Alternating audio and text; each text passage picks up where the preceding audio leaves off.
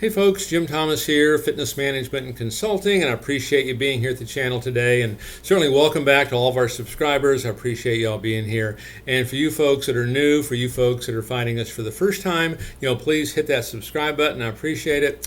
And then to all, if you find the content beneficial and helpful, please hit that like button as well. And in addition, to learn more about me, learn more about my company and how we can help take your business to that next level, please check out the links below.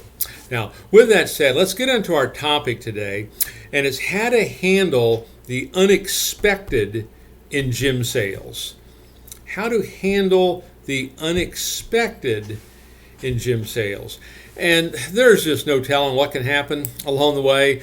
I mean, I can think back of ads. I can think of, back when we used to do newspaper ads, and newspaper ads would go out and something happened and goodness, the phone number is not even in there. Okay, I can think of other times where, oops, the sales manager, what happened to them? Where'd they go?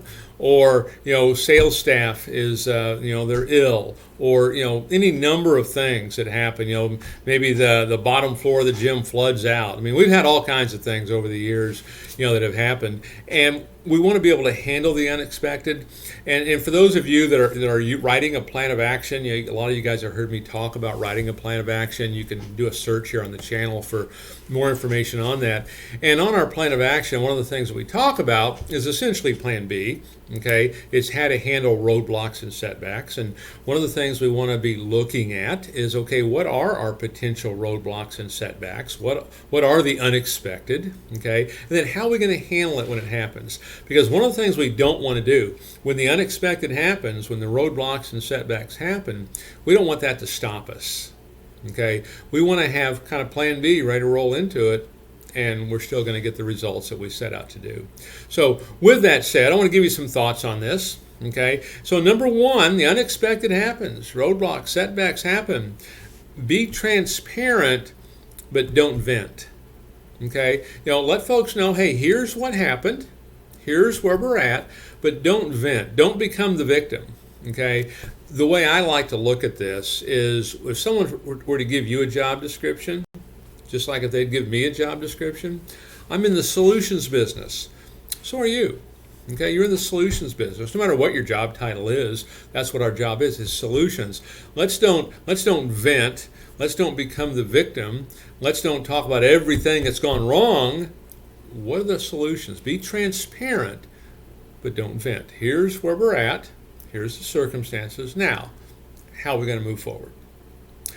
Number two, seek ideas from the team.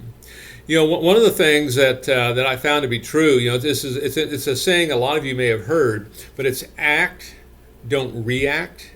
Act, don't react. Act on the problem, don't react. React is an emotional, usually it's a negative emotional thing, okay? But seek ideas from your team. Okay, what are their thoughts?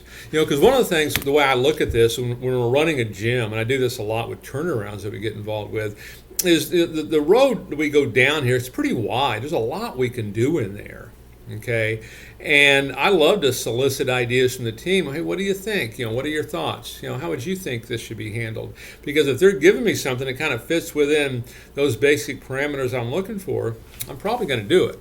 In part because I want them to have some ownership of it. Okay, but seek ideas from your team. They may have the perfect idea. Many times they will.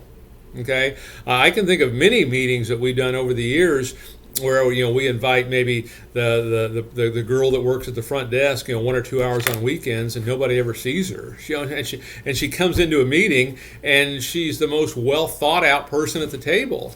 Okay, so you never know where ideas are going to come from. So seek ideas from your team. Okay, when the unexpected happens. Okay, empathize with your team. If it's a sales team and they're trying to get a closeout done and something's happened or something's gone awry, hey, put yourself in their shoes.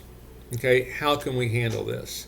And what can we do, to make it a simpler, easier process for them? So empathize with them, understand. Doesn't mean that, oh yeah, no problem. Yeah, we're probably not going to do real well today. Okay, we're not going that route. We're simply, hey, I understand. Okay. The other thing, when the unexpected happens, and it will, we already know that, right? Roadblocks and setbacks, focus on the things that you can control. Don't focus on the things you can't control. Okay? I mean, if it's hurricane season where you're at, if it's tornado season where you're at, if you've had earthquakes where you're at, if staff has left or new competition has come in, or it's a holiday weekend, none of that you have really control over. Focus on what you can control. Okay? And the number one thing you control is you. Okay, and choose to be accountable. Don't make it about the time of year. Don't make it about the price. Don't make it about competition. Don't make it about the facility. Make it all about you. The better job you can do of that, the easier this becomes, because the you part is what you have 100% control over, particularly the attitude, the motivation, the drive, the passion, the conviction, and those kind of things. Number 5, address what's happened. Okay, what was the unexpected thing that happened? Okay, what happened here? Okay, and how are we going to address it? Okay, and just almost like it's ordinary business, because you know what, it kind of is. Okay, and then finally, number 6 on our list here, how to handle the unexpected, is refocus on your goals. This is one of the biggest things that we lose sight of. When the unexpected happens, I guess I'm not going to hit that number. Or I guess that number was too big. I guess I set that number too high. Refocus on your goals.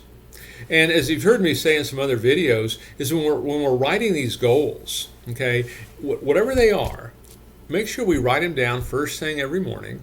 Make sure we write them down at the end of business every day. But then also at any point where you experience disappointment, write them down again. Okay? Because we want to keep these goals at the forefront of what we're trying to do. Okay? Because what happens when the unexpected happens, roadblocks and setbacks happen, now we're focused on that all of a sudden. And yeah, we need to address that, but we really need to be focused on these goals. We do not lose focus of those goals. So get in the habit of writing those down. First thing in the morning, last thing at night, and at any point you experience disappointment. And so these are some things that you can do on a pretty regular basis to handle things when the unexpected happens. It's one of the things, if you're new as a manager, you're probably thinking, wow, this happens quite a bit. And it really kind of does. And we don't want to ever use that as an excuse to not hit our numbers. Okay, not having success is not going to be an optional kind of thing. We want to have success. Whatever numbers that we've set out, that's where we want to make sure we hit. So folks, my name is Jim Thomas. My company is Fitness Management Consulting. Appreciate y'all being here today and look forward to seeing y'all in that next video.